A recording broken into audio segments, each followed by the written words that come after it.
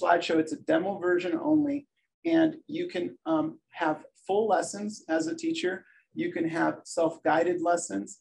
There's quizzes that they have created out of it, and it's a fully articulated model that you can virtually apparently dissect. I have not seen the full version. We're kind of excited to see if we can take a look at it. So let's just start the session so you get a sense of what it looks like. And then anytime you want to interrupt me, please feel free to interrupt and ask any questions. So you can see that he can walk around virtually. You could set scale, size of the anatomy.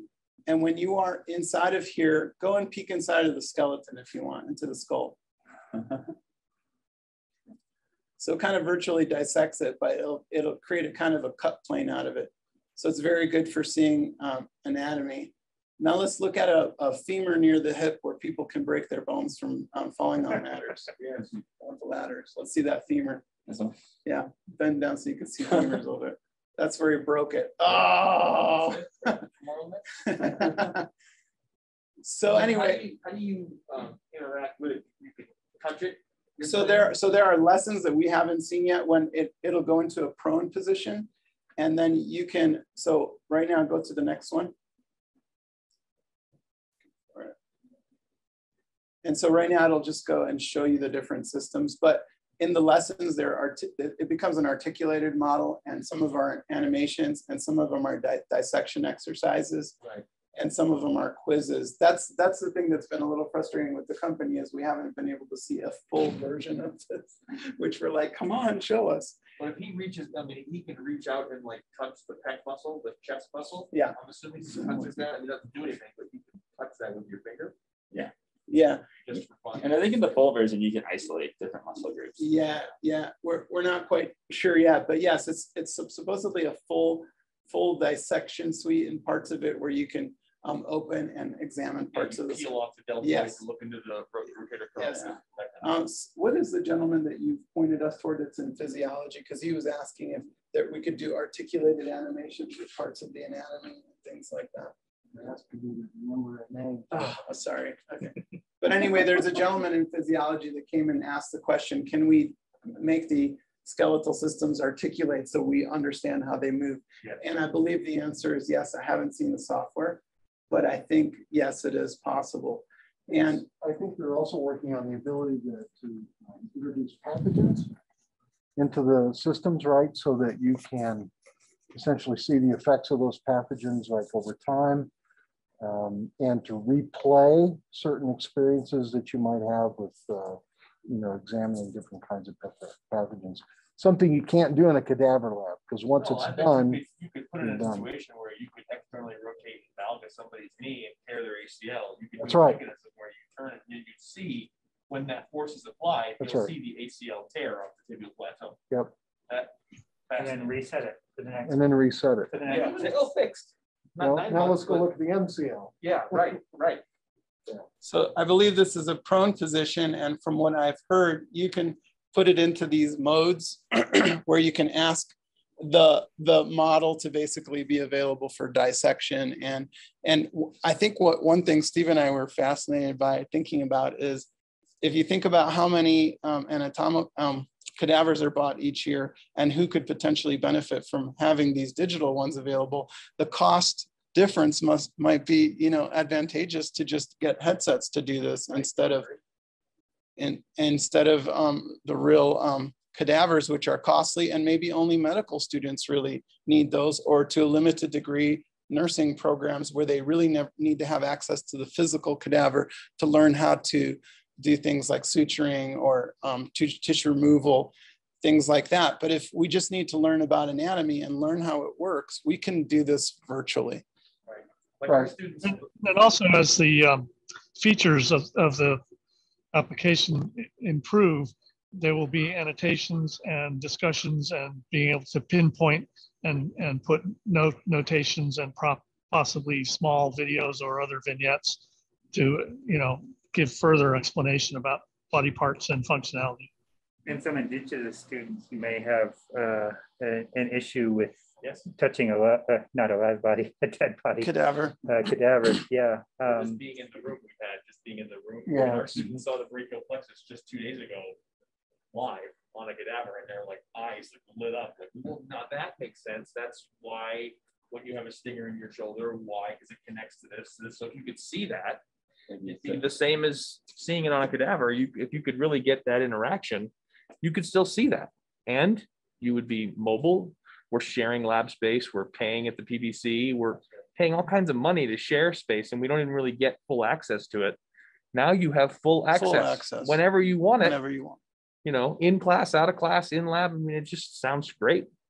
And then extending, like we were talking the other day, extending the reach of where we can educate and train and have learning experiences for people extends the reach of the beyond the physical campus, so the virtual classroom.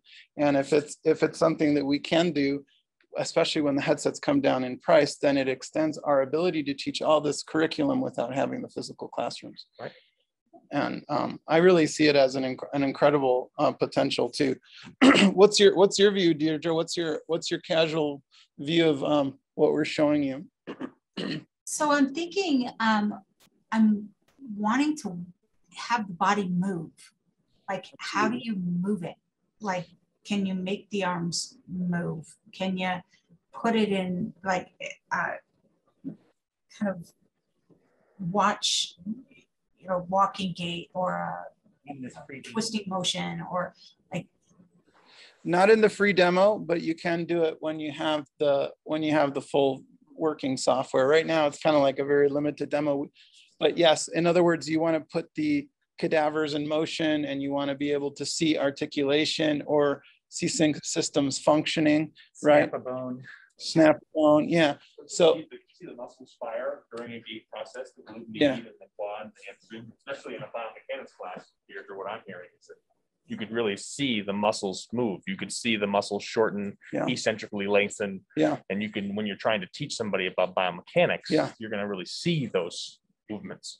Well, Deirdre, one idea is one thing what we've been getting interested in too is there's these motion capture systems that are pretty easy now that they use for animation in Hollywood and stuff.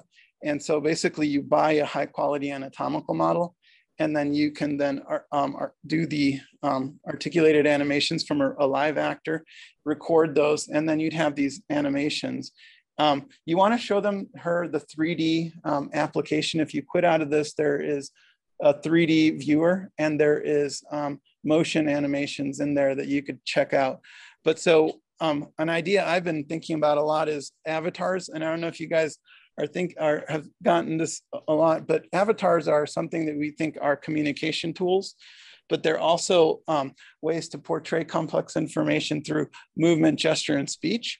And so if you do avatars through captured motion systems, we could get very nice animated, true to life renditions of anything we wanted to see.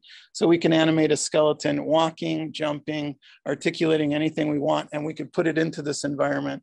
And that would actually be quite easy. And we have kind of figured out how to do that pretty much already. But 3D viewer up on the top left.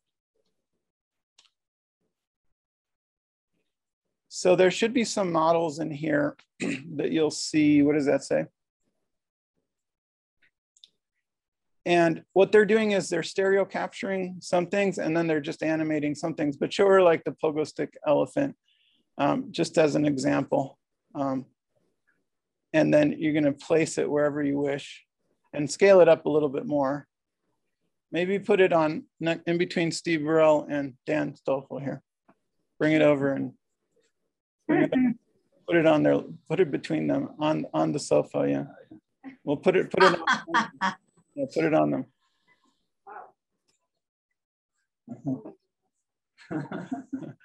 There you go. So now scale it up a little bit. Scale it up. So there are basically animated vignettes, but what we could do is just take a, there you go. Put it right between the sofa there, on their sofa. Ooh. It's easier when you do it with your hand. Yeah. But anyway, the main point is that you can do any animated figure and then essentially have it play in front of you as an animation. And we could do it as a suite of exercises to demonstrate to people. Right. Do you know what I mean? Oh, absolutely. So I would do a motion capture suite. And, you know, there's that kinetics lab, that researcher that just studies kinetics and biomechanical systems for prosthesis. And I've always been dreaming about how we can add information to what they do. And if we do motion capture systems that can be used for analysis, it'd be kind of like we'd become the Muy Bridge of the 21st century, you know, thinking about how to do data capture and analysis for researchers to help them understand what they have in the movement and stuff. But all right, play that and see what it does. This one might just be a mess. Try an animation so that they could see a big sized animation like the dancer. The chameleon on the bicycle that rides around the room. Yeah, and get that sized like to a little bit to the room scale.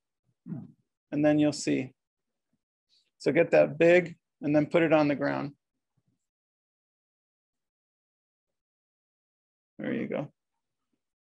There you go.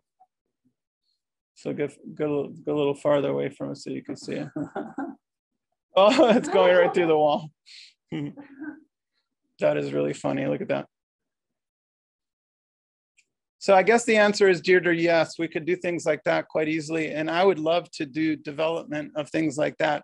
Our difficulty is sometimes, you know, we have student interns doing a lot of our work, but sometimes we have some very talented ones and we can pull it off.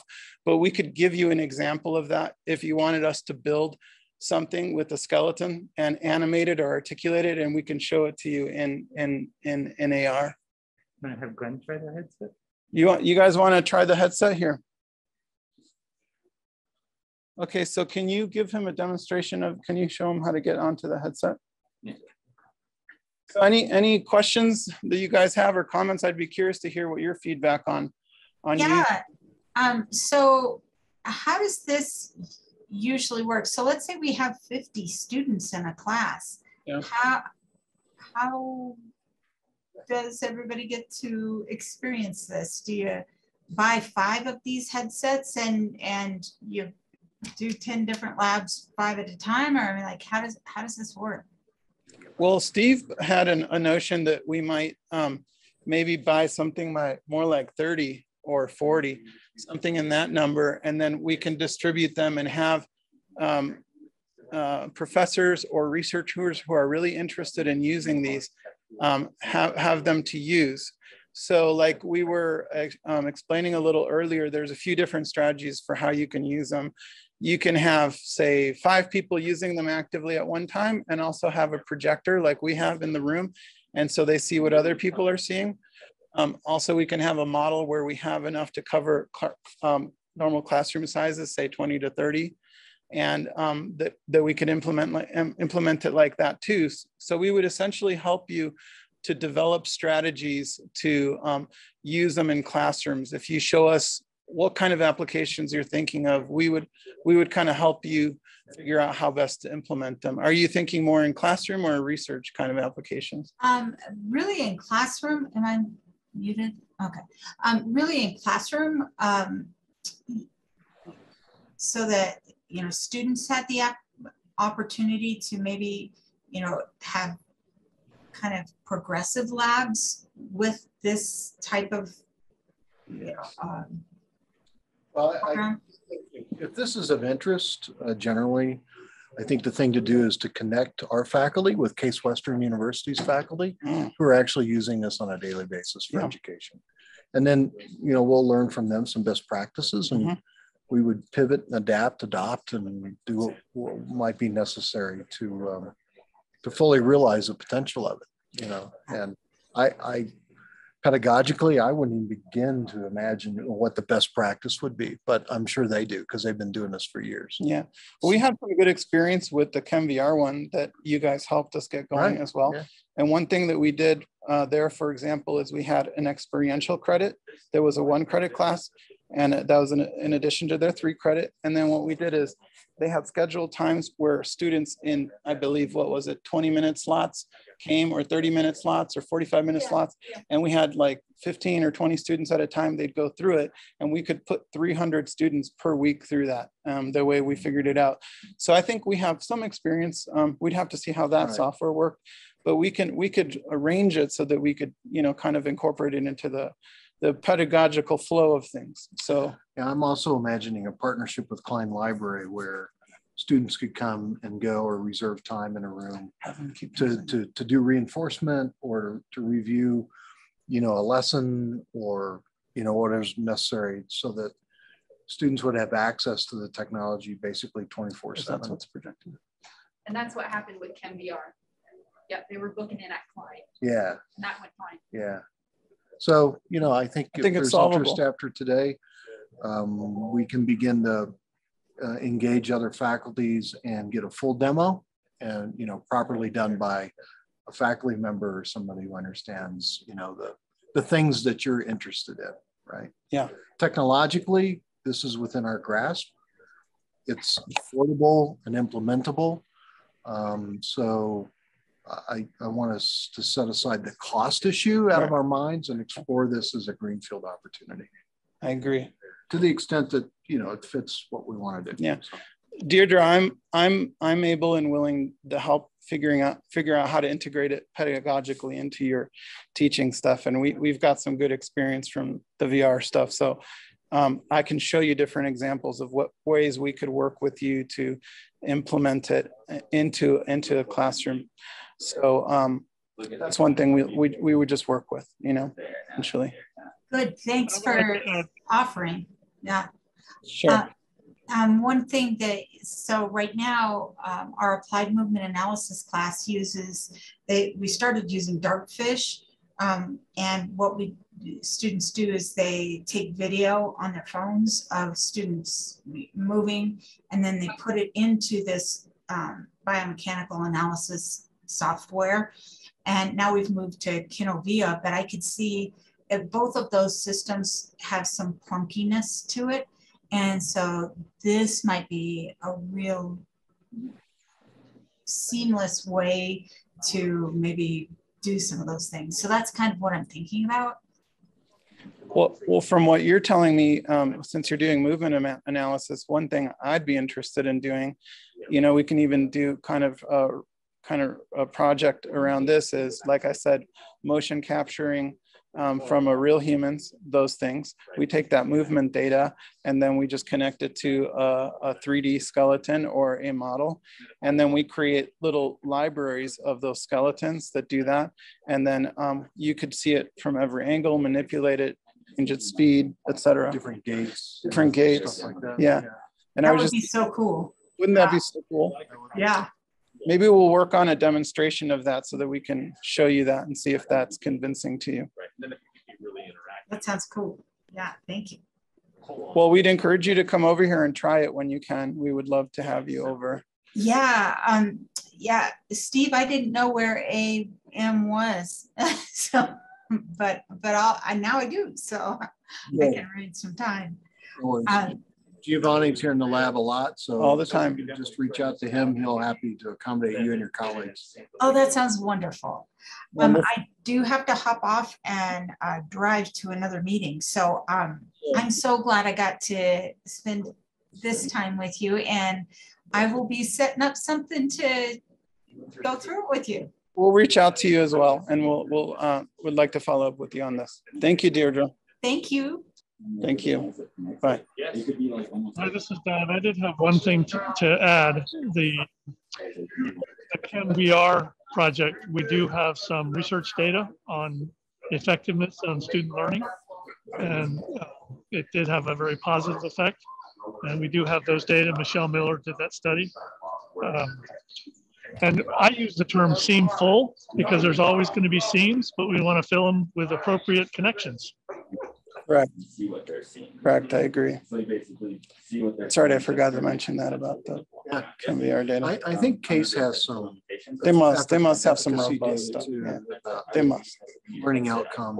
And then I could see the same. Like, I think I have a recent That's good. This would be so attractive to like I know. so Just many to- students oh. because it would like open the boundary of like who's like allowed to take that class, if that makes sense. Yeah. Like if I had this when I was in school, Yeah, like access to I would it. have gone into sciences much more willingly. Yeah. Yeah. It is good. absolutely. It is good at the 100 and 200 levels too. Yeah. It's most appropriate when you're trying to create engagement with students. Makes it really approachable. And Yeah, and Yeah. get the real interest. And so the technology piece kind of makes them cross over the threshold because it feels kind of like games or gaming, Mhm. but it's Yeah, it's and- learning stuff. And the point was made earlier, but just to reinforce it, for our indigenous peoples, right, some of this is taboo otherwise. That's a great point. Now it makes science and certain Accessible. learning accessible Yeah. in an equitable way, right? That allows them to get past some of the things they have to do Yep. in order to get into sciences that are more palatable and, congruent with their cultural norms, right? That's a right. great But point. these are barriers that exist right now for our indigenous peoples. Mhm.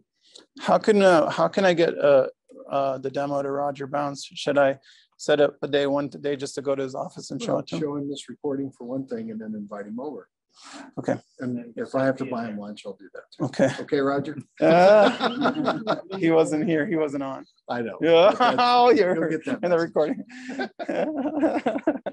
Okay, that sounds good. So invite him over, show him the recording, and then we can go and try to demo it to him in person or here, whatever. Yeah, sure.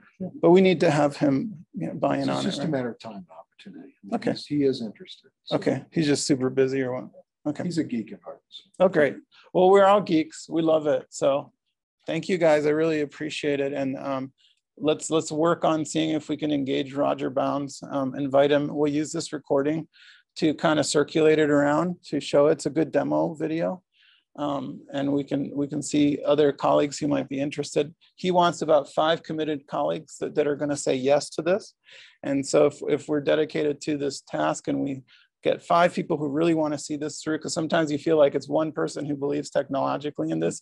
And it was like that with ChemVR. We had to really aggressively show. So we're used to this. And it is the first question that comes up for everyone is pedagogically, how do we do it?